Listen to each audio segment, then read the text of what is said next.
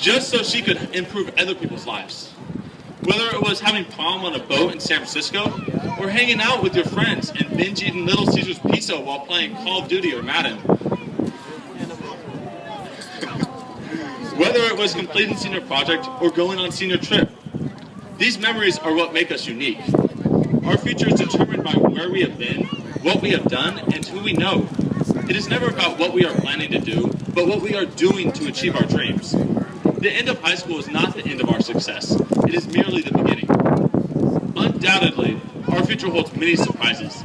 These may be good or bad, but it is important to remain optimistic for the future and to take action to improve our condition and the condition of others.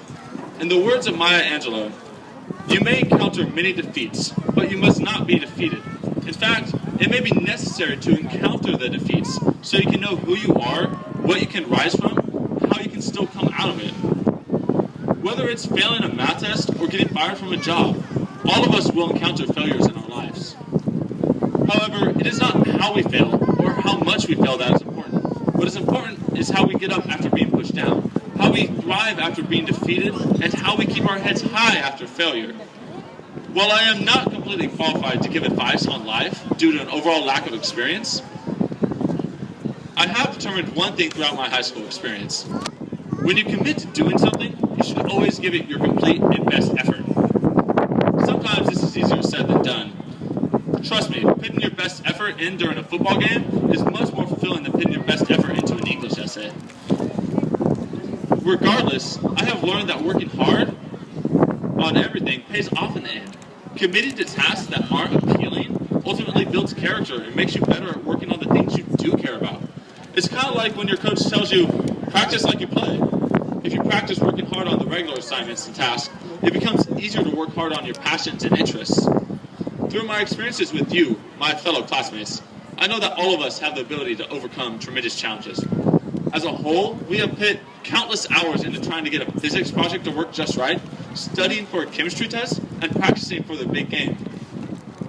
And my next statistic, Mr. Mothersbaugh kind of stole in his speech, just letting you guys know. We have even spent approximately 12,000 hours giving back to our community through senior project and CAS. This is the equivalent of 500 days, almost a year and a half of community service. When all of us give back to our community, truly remarkable things can happen. The future can be a scary place, for there are so many unknowns. It can be unpredictable, confusing, and utterly frightening. Despite this, as I look across the crowd, the future is full of hope. I see people determined to make a difference in the world and pursue their dreams. I see people who wish to help others, build new things, or reinvent old things. In other words, I see the future sitting right before me, waiting to go out into the world and fulfill its destiny. We are the future, and we are the change. We must strive to make the world a better place, to fix the problems given to us, and to not create new problems for later generations. The world is our oyster, but we must not sit and wait for it to open. We must take action, and in the words of Mahatma Gandhi, be the change that you wish to see in the world. Never take anything for granted, and work to make the best of the opportunities presented to you.